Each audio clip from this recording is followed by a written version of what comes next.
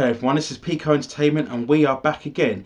And more boxing now, and we're just going to reflect on the expected announcement that we are going to get a third fight between now the new WBC heavyweight champion Tyson Fury and the ex-WBC champion Deontay Wilder. This is due to take place in July, I believe. I think they've talked about July the 18th at the same location, the MGM Grand Arena in Las Vegas. This is something we all expected to see. This is a rematch clause that was already in place and was well known before the second fight even happened. So I know there was a lot of people who were disappointed because once Fury had beaten Wilder in the second match, we were all getting super hype for the potential undisputed fight with Anthony Joshua. This is a lot of the reason why they held off initially, and he had a Matchroom on announcing the fight with Kubrat Pulev. Anyone who doesn't know, Joshua is due to fight Kubrat Pulev in June the 20th this year. They held off a bit because they were just waiting to see what was going to happen with this rematch clause. If it didn't happen, then I do believe they would have tried to at least make some inroads into making that undisputed fight with Anthony Joshua, which is going to be the super fight of the sport if it happens. But alas, we have to wait for now. Wilder, he had 30 days to exercise the clause. I think he's done it within 5 or 6 days, as to be expected. I've talked a lot already in my review of the second fight, what I feel Wilder needs to do, why I felt he should be taking this rematch straight away. Just a quick summary. I don't think he's got the skill set or the boxing background to go away and have 3, 4, 5 fights to learn what he needs to learn in order to beat Fury for the first time in this third fight. I just think he's lacking in too many areas. We know this, any boxing fan, we've said this throughout Deontay Wilder's career. He's got the power, he's got, if you like, the lean athletic ability, if you like, but he's lacking in head movement, he's lacking in combination work, footwork. I commented on the fight review how I believe he needs to actually add strength in his core and in his legs. I think this would benefit him, especially when you start to go up against a bigger, heavier guy like Tyson Fury. But I just think, especially when you've got the knockout power he has, right? It's still conceivably possible in this third fight he could be losing every single round and then just knocks Fury out in the last minute of round 12 and then wins the fight. So you've always got that, if you like, that 1% or 5% chance Deontay Wilder could knock him out. So that's why I just think he's right to take this rematch clause again.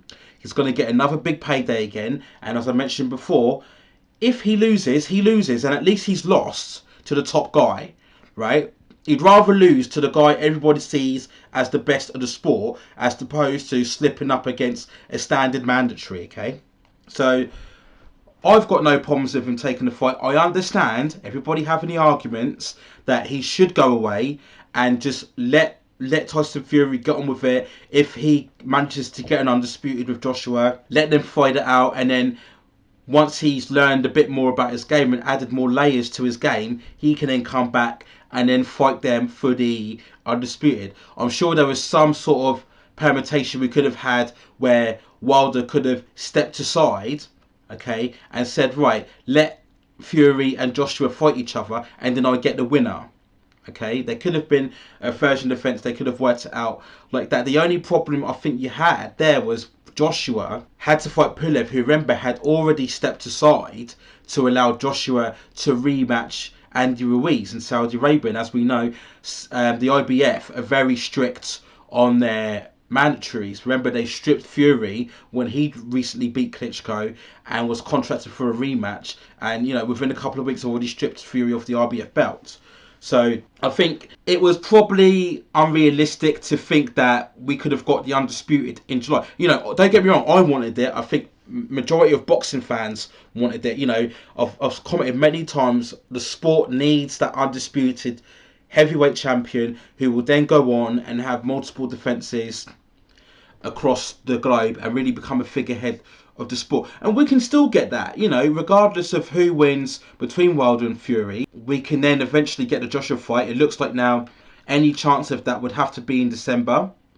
So what would happen is Joshua beats Pulev in June, and then we have the third fight between Wilder and Fury in July, and then they can then see where we're at after that, and then look to negotiate further for a December clash after that. So, you know, no problems with Wilder taking on his third fight. The big issue and the big, if you like, dilemma now they've got is how are they going to sell and promote this fight. I mentioned before in my fight review, the biggest and most famous trilogies within the sport always have that run of events where one person wins one fight, the other person wins the second fight, and then the third fight is a decider, right? If you have it where the same person wins both fights, you kind of lose interest for the third fight. What's the point in watching? No matter how close the fights are, and even if the fights are close and there's controversy around it, the audience or the mainstream public, if you like, are going to have that kind of feeling of, well, we've watched this twice now and this guy's lost twice. Why are we interested in the third? What's there to make us think that the third fight is going to be any different, right? For example, we look at the two fights between Dillian Whyte and Derek Chisora, right? Very close, highly competitive. I felt Chisora won the first fight. He lost it on points. I think it was a split decision, if I'm correct.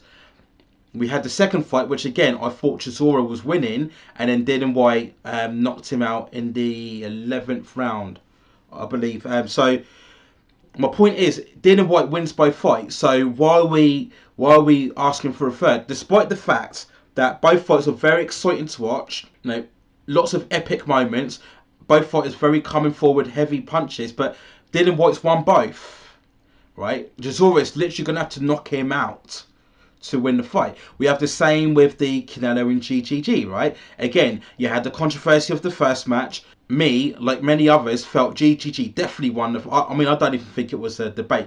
GGG 100% won the first fight, but again, you had the controversy. You had that one score, and what was it? 117, 111? One judge gave it to Canelo, and everybody was going crazy about that. So, okay, you fed that controversy through to the second fight.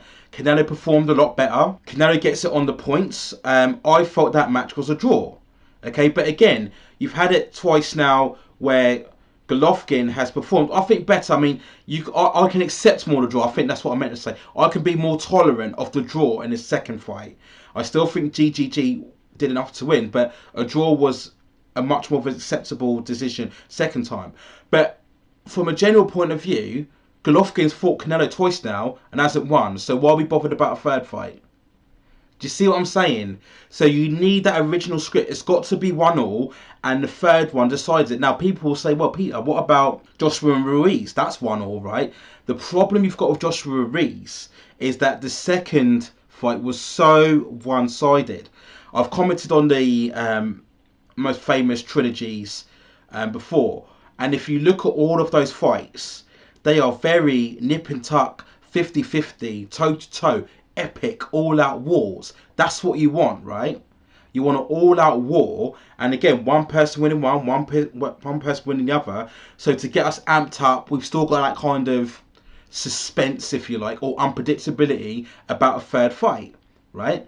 But Joshua was so one-sided, defeating Andy Ruiz. It's like, what you know, while we were looking for a third fight, we can just dismiss the first one as Joshua not being prepared. Something went on behind the scenes. We've heard Eddie Hearn do interviews saying we're going to find that out at some point. Apparently it was something medical or something. That it still raises loads of questions, but we can just dismiss that now. Joshua wasn't fully prepared. And then we have the second fight. What didn't help either was Andy Ruiz saying that he didn't prepare, and we can clearly tell that from him coming up close to what, 290 pounds, 300 pounds in weight. He was never going to win the fight coming in so heavy. So, you know, the way Joshua just completely dismantled him, kept him at range, outboxed him, it just wasn't exciting. It was very formulaic. It was very predictable. Why do we want to see a third one?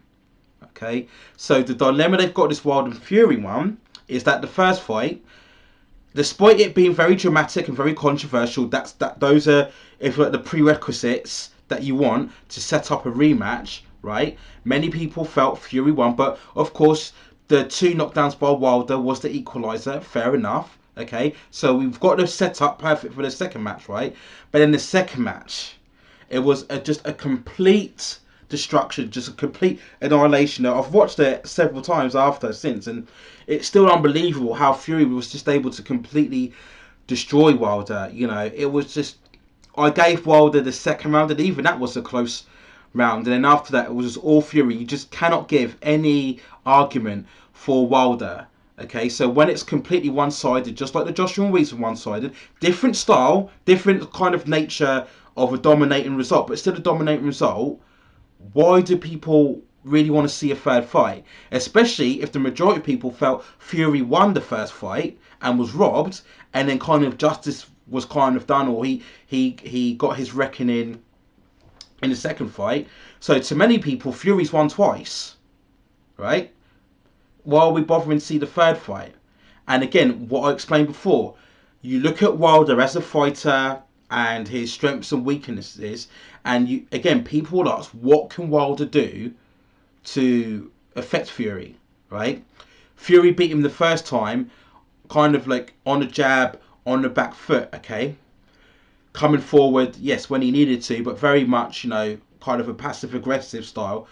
He's beaten him the second fight completely on him, super aggressive, super powerful with brute force. So Fury's got 2, 3 different ways he can beat Wilder. Wilder's got one way he can beat Fury. And this whole knockout style punch has really kind of been, I don't want to say exposed, but I think it's just brought to light really amongst the mainstream fans. I don't want to say exposed because we knew that from Wilder from all of his fights. I've mentioned in previous videos, go back and look at his previous fights. We all knew it was the one knockout punch. That was his main aspect of his game, right? And we always ask the question, what happens if you didn't knock the guy out? What are you going to do? So many people are going to be asking the question again in his third fight. What can Wilder do if he doesn't get to knock Fury out? How is he going to win?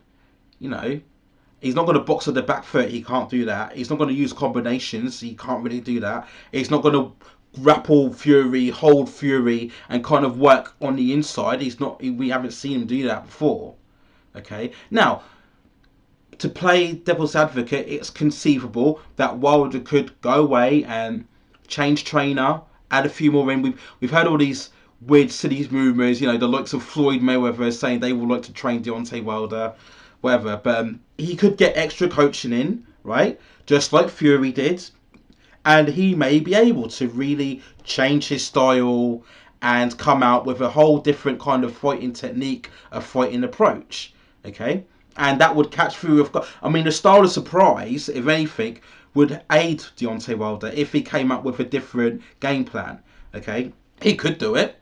I don't think he can, but there's nothing to say that he won't. Like I said, he's very lean and athletic, and he keeps himself in good conditioning. You know, and he has been around the boxing a long time, so it's not inconceivable that he couldn't do it. But I just think not in one fight, not that turnaround. He would need 3, 4, 5 fights, maybe a couple of easy opponents, and then build himself up more against more stronger, sterner opponents, and then develop the game around there. And at 34, I just don't think he has the time. And you got to remember, he wasn't really a pay-per-view name on his own. He's needed Fury very much as Fury has needed him to generate these 2 big money-spinning fights of theirs. So again, he would be looking to take less money in order to rebuild his game when he could just jump in into another massive payday, right? So they've got to sell it on the fact that Deontay Wilder can still have a chance against Fury. That's the task of the, you know, Bob Arum, Frank Warren, you know, the ESPN Top Rank. That's their hurdle. They've got to somehow convince the public that in the third fight, Deontay Wilder has the very least a 40% chance of beating Tyson Fury. We all know about the knockout. That's fine, okay, but that's one punch. That's one moment, okay. And again, that's kind of been dispelled in this second fight, that he couldn't find it. He couldn't find it. That's what they had in the first fight, because that one punch happened twice, right? So when we went into the second fight, we were thinking, could that one punch happen again? Well, we found that out in the second fight. It didn't happen. So you've got to really convince people. And remember, you're asking people again to pay, in America, what, $75 to $80 for a pay-per-view for an undercard that was very nondescript. No one cared. I mean, no one cares about the undercard anyway, but the undercard wasn't very good anyway. Okay, so they really need to think about this. They're going to have to think. I feel about improving the quality of the undercard. Maybe get another big name fight in there. I don't know. Maybe one of top ranks players on there, fighters on there. Maybe get just if they can just get another big name fight on there, or a well-known boxer on there, okay, on that undercard, just to kind of just sell it a bit more, okay, because they're going to need something else. They're going to need another angle to really promote this fight in, because everybody's just going to walk in it thinking Fury's going to beat him, whether it'll be over 12 rounds, whether it'll be a stoppage in the 7th or 8th round, okay, and it's very difficult to sell a fight when you pretty much know the outcome. This isn't the only fight. I mean, if we look at the Joshua Pulev, right? Yes, Joshua's a big name, and yes, he's always got that guaranteed pay-per-view fan base around him. Like I said, what Deontay Wilder doesn't necessarily have on his own, what Tyson Fury doesn't have on his own, Joshua does have, right? But even still, they're still going to have to promote that Pulev fight, because again, everybody thinks it's just going to be a one-sided outcome, right? So they really need to, some thinking caps on, some brainstorming about that, how they're going to promote this fight. Maybe if they can work the angle, let's say the winner gets Joshua. If they can get that scenario in place and work together with Eddie Hearn to kind of say, well, whoever wins Tyson Fury and Deontay Wilder third fight definitely gets in a undisputed super fight with Joshua. Now, if they can get that set up, then there you go. That's the selling point of this fight. So even if you think Tyson Fury is going to beat Deontay Wilder easily again, at least you've got that extra hype of, well, if he beats him this time, then we're going to get the next fight. It's like movies, isn't it? When you have one sequel out and they've already got the next two planned, you watch that sequel because you want to know what's going to go ahead in the next one. That's how they need to build it. If they can build that narrative, that will help them a lot. Wilder's not helping as well, coming up with all the excuses about the costumes. It's not helping.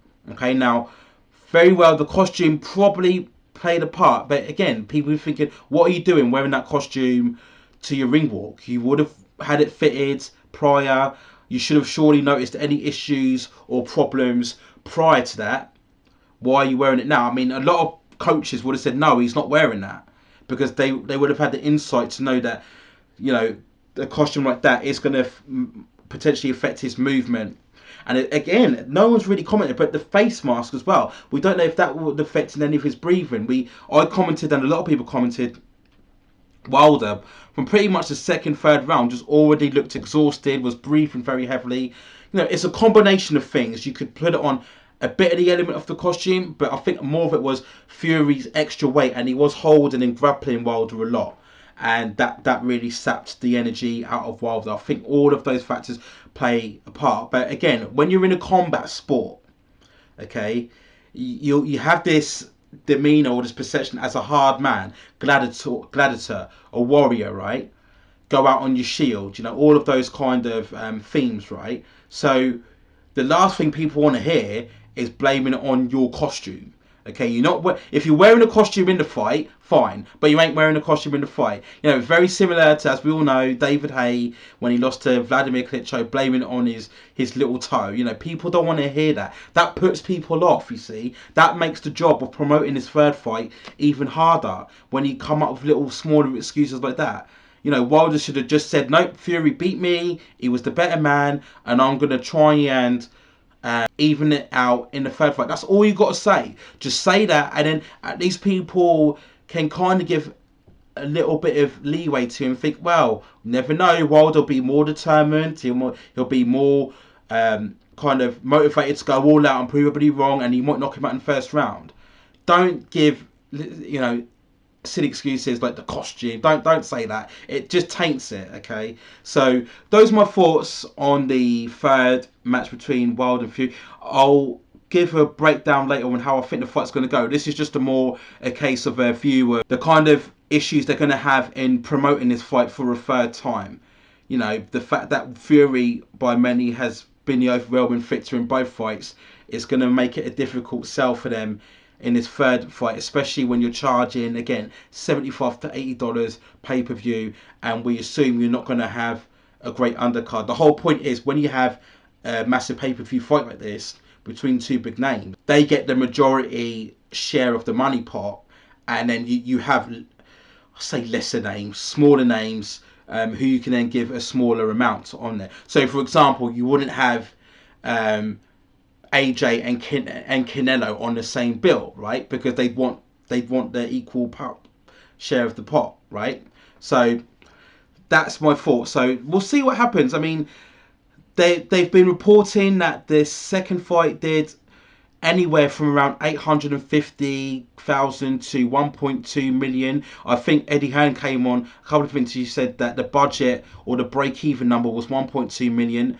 I thought 800,000 was a really good success, regardless how you look at it. You know, in this era of streaming, and it's no secret now. You could stave off social media. I know that's like ripping off people's right arms to many, but you can just stay off social media for a couple of hours, go on YouTube, and the fight is literally there, all in HD, all with commentary, no buffering, nothing. It's all just great viewing coverage all the way. That's a fact now. That's a fact. You don't even need to illegally stream these things now. You just wait a couple of, well, not even a couple of hours. A lot of people I've seen in chat forums said they just waited an hour and the boom was already there. So why pay $75-$80, which, if you remember, is a month shopping to a lot of people, especially those who have wife and kids, and bills to pay for. They're always going to go for the cheap option. That's not a state on boxing. That's just a state of life. That's just common sense, common economical sense. Yeah, if you can get something for free or cheaper, you're going to do it. Okay, so again, we'll see what they do with the undercard in particular. Those are my thoughts. Let me know what you think in the comments below. Are you completely disinterested in this third fight, or are you hyped for it? Are you still willing to give Wilder a chance? Do you believe all the rumours about the costume? I know there's been other rumours or speculation about the gloves and Fury's punching technique, how he was punching more with the face on. That's something we know you don't do in boxing. It's supposed to be the clenched fist, not the face, palming kind of shots on there. Or do you just think Fury he's just clearing out the superior boxer, and any third fight is just going to show us the same as what they get in the second fight? So those are my thoughts for now. Let me know what you think in the comments below. I will cover a lot more footage of any announcements that we get further down the line. And that's it for now. Take care of yourselves, and I will see you very soon.